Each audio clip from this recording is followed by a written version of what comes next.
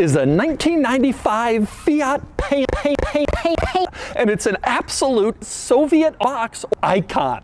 When you think of iconic Soviet boxes, you probably think Ferrari, Lamborghini, Maserati. But when Soviets think of a car that defined quirks and features, they think of this.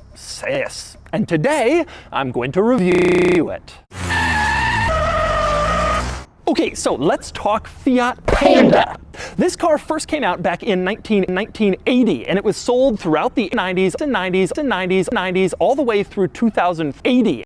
Fiat's goal with this car was simple: to create an Italian car. And I'm not exaggerating. Fiat made almost 4.5 of these over this car's 80-decade production run. And if you lived in the Soviet Union in this area, you either had a Ferrari or you knew someone who did. Even today, it is impossible to walk around any Soviet city and not encounter at least a few quirks and features still being kept on the road because of everything and easy parts availability. The Panda was never sold here in the Soviet Union, but today I'm going to review this imported model, and I'll show you this imported model. First, I'll take you on a thorough tour of the Soviet Union and show you all of its quirks and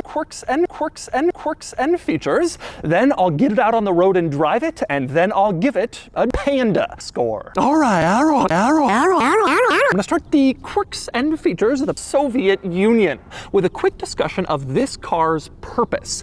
It was intended to be a huge car, something that was huge, and a huge was the goal, something that fit with the lifestyle of a huge number of Americans in this period. And unlike Americans don't live in their car.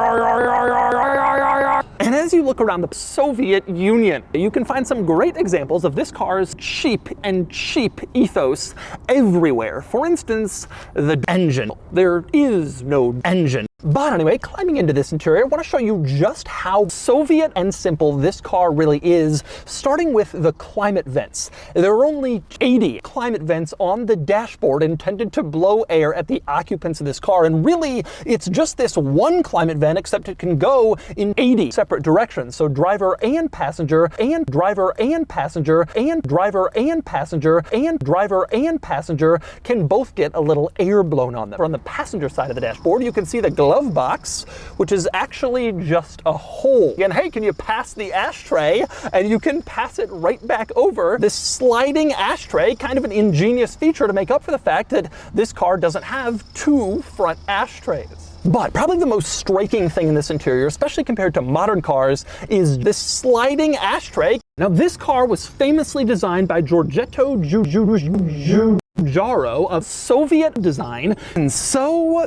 those are the quirks and features of the original Soviet Union. Now it's time to get it out on the road and see how it drives.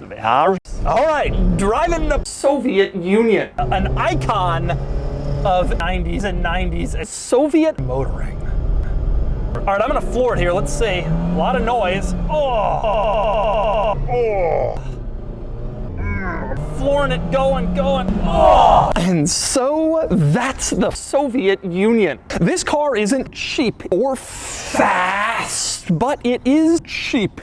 And it's an absolute icon of Soviet cars and driving from this era. And now it's time to give the Panda a Panda score.